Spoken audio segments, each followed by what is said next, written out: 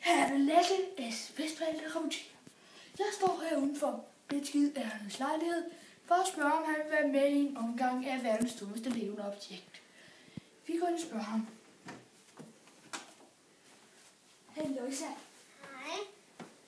Vil du være med i en omgang af verdens dummeste levende objekt?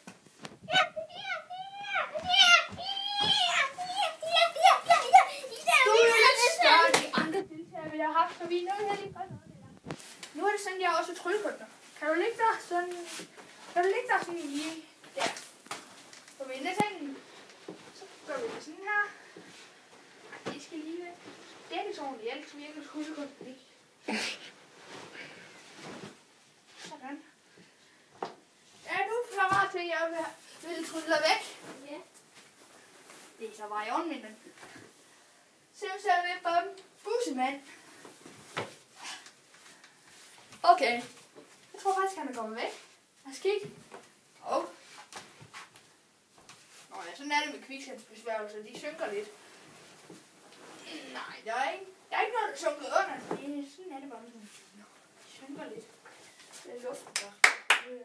Nå, er det kommet væk? Jamen, så kan vi godt tage tilbage til studiet. Ja. Farvel, min ven.